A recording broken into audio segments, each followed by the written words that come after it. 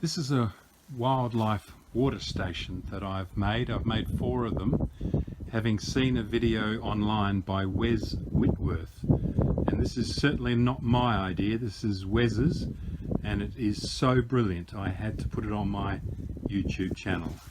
It's just a length, I've got 1.5 meters of 90mm PVC. I've glued a cap on it.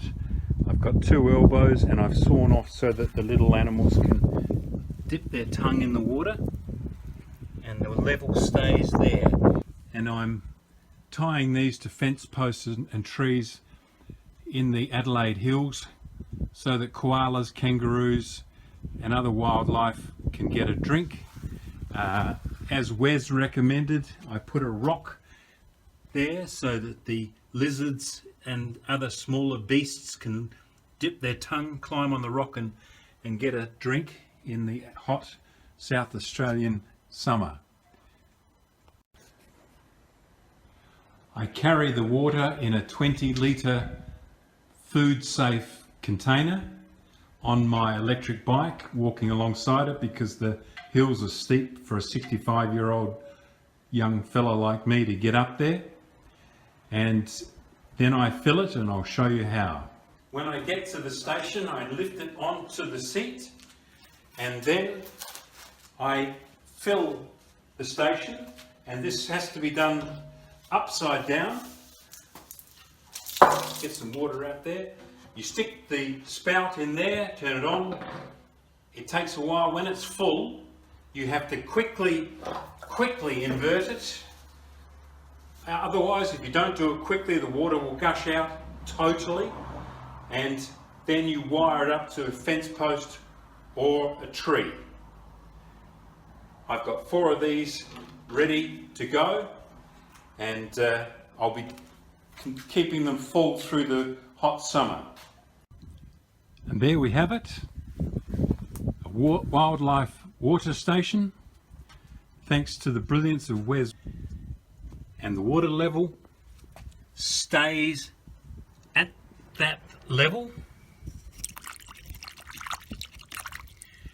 and as the animals drink it, of course the level stays the same until the tank is emptied.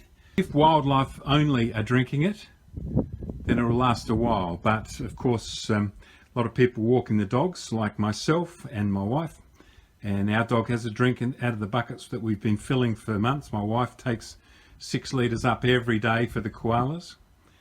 The dogs will drink it, so it will deplenish, it will need replenishing fairly often. The lid, the cap at the top, has to be sealed with plumber's glue to keep the vacuum. Otherwise, if that were taken off, the water would gush out and empty totally.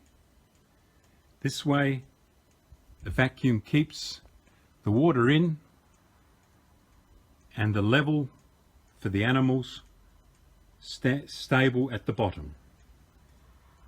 I love the science, and I love keeping koalas, kangaroos, echidnas and all the other wild beasts alive. Also the doggies. I'm not sure if I mentioned each one of these holds exactly 10 litres of water. That's purely by accident, not design.